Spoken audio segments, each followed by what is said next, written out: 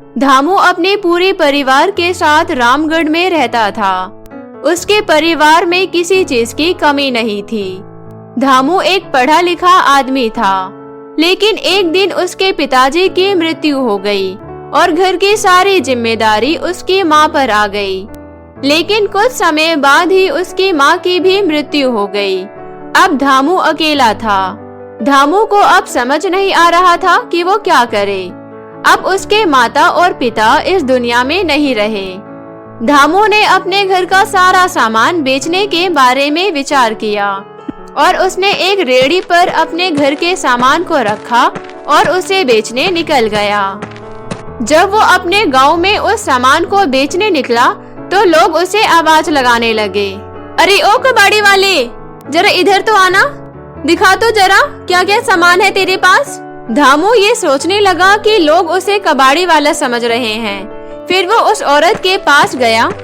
जी बहन जी, आपको जो चाहिए वो ले लीजिए।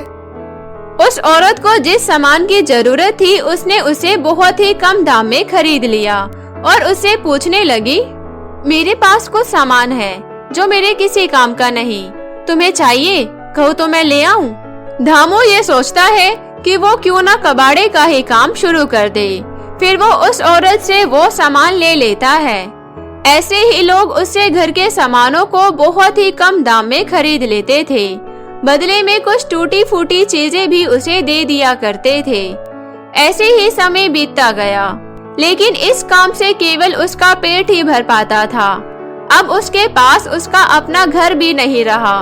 वो स्टेशन के पास अपनी रेहड़ी लगाकर अपनी रेहड़ी पर ही सो जाता था और इस काम से उसे जो पैसे मिलते थे उससे वो अपना पेट भरता था। एक बार की बात है, धामू अपनी रेहड़ी लेकर एक सेठ के घर पहुंचा। कबाड़ी वाला, कबाड़ी वाला, ये चिल्लाते हुए धामू उस सेठ के घर के बाहर खड़ा हुआ।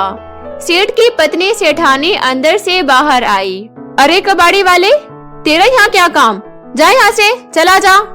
धामू थोड़ा निराश होता है क्योंकि उसे ये लगता है कि सेठानी भी उसके रेहड़ी से कुछ खरीदेगी और उसका सही दाम लगाएगी। लेकिन वो सेठानी उसे वहाँ से भगा देती है और धामू वहाँ से चला जाता है।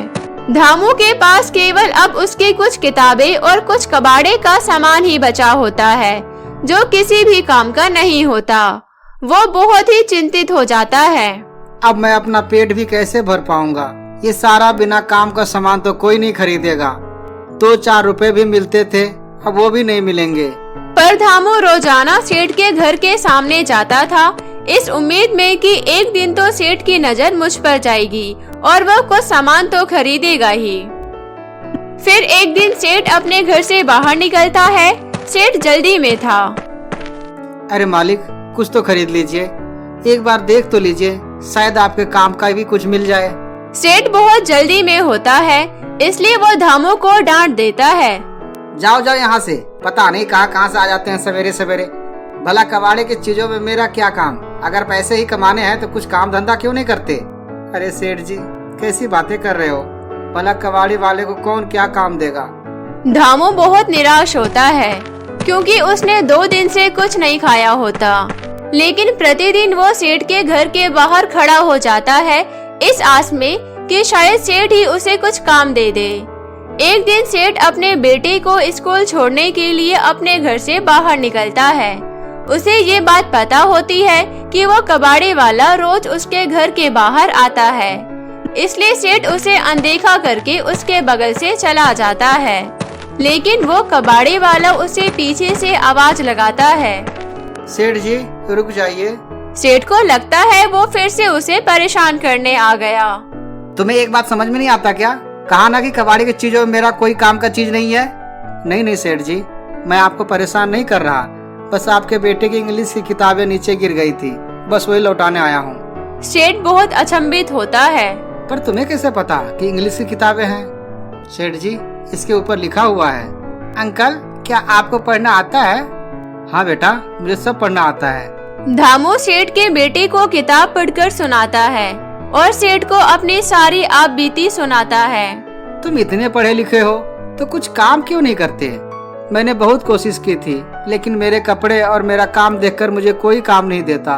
मुझे सारे कबाड़ी वाला ही समझते हैं। तुम कुछ काम कर सकते हो, पर वो क्या, क्यों ना तुम मेरे बेटे को ट्यूशन पढ़ा दो और बदले में अपने काम के पैसे ले लो।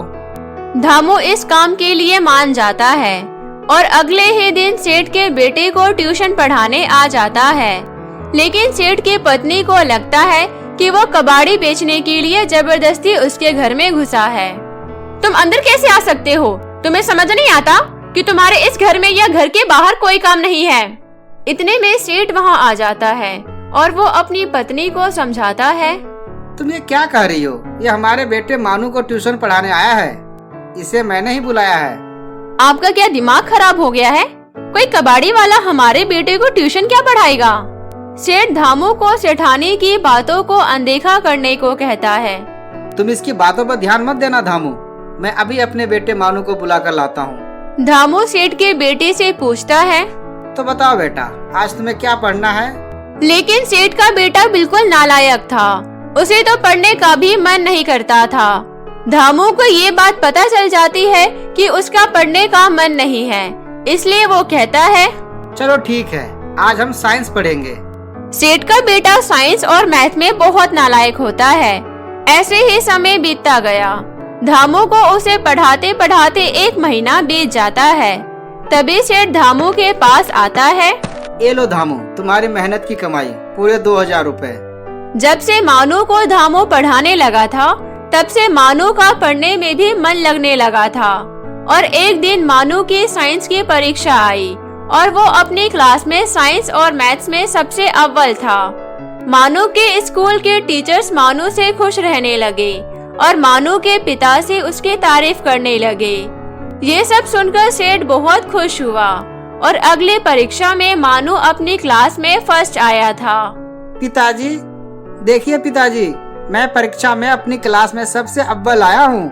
ये रहा मेरा रिजल्ट कार्ड। सेठ ये सब सुनकर बहुत खुश होता है। अरे वाह बेटा, ये तुमने बहुत अच्छी खबर सुनाई है। मानू को पढ़ाकर धामू को जो पैसे मिलते थे, धामू ने उसे जोड़कर पहले अपना एक आलीशान घर खरीदा और धीरे धीरे मानू के साथ साथ और भी बच्चे ट्यूशन पढ़ने आने लगे, जिससे उसकी कमाई दुगनी से तिगनी, तिगनी से चौगनी हो गई थी और देखते ही देखते वो एक करोड़पति आदमी बन चुका था। एक बार उसने सोचा कि दिन ब दिन बच्चों की संख्या ज्यादा होती जा रही है, क्यों न मैं एक बड़ा कोचिंग सेंटर खोल लूं, जिससे उस कोचिंग सेंटर में बहुत सारे बच्चे एक साथ पढ़ पाएंगे। और कुछ ही समय बाद वो एक बहुत ही बड़ा कोचिंग सेंटर खोल लेता है। बस उसके बाद उसकी कमाई और दुगनी होने लगी। कुछ ही समय बाद धामू की शादी एक बहुत बड़े व्यापारी की बेटी रेखा से हो जाती है। वो बहुत ही सुंदर और दिल की अच्छी थी। वो दोनों खुशी खुशी रहते थे। एक बार धामू और उसकी पत्नी रेखा शाम को बाहर घूमने निकले थे। रास्ते में उन्हें एक कबाड़ी वाला मिलता है। धामू को उसे देखकर अपने पुराने दिन याद आ जाते हैं। वो कबाड़ी वाला धामू को कुछ सामान खरीदने के लिए कहता है। अरे साहब, कुछ देख लीजिए, आपके काम का होगा तो आप खरीद लीजिए, मेरी आज की कमाई हो जाएगी, जिससे मैं कुछ खा सकूंगा। अरे भैया, दिखने में तो ठीक ठाक लगते हो, ये काम छोड़कर थोड़ी सी मेहनत करके कुछ अलग काम क्यों नहीं करते? कबाड़ा बेचने के काम पर निर्भर रहना पड़ता है कि कोई व्यक्ति सामान खरीदे तो हमें आज खाने को कुछ मिले। जिस दिन कोई कुछ नहीं खरीदता, उस दिन सिर्फ पानी पीकर सोना पड़ता है। मेरी मानो तो कुछ काम धंधा करो। ऐसे सलाह देने वाले तो हजारों मिलते हैं साहब, लेकिन काम देगा कौन? अगर कुछ खरीदना है तो खरीद दो। धामू अपनी पत्नी के साथ घर आता है और आज जो हुआ सब सोचने लगता है।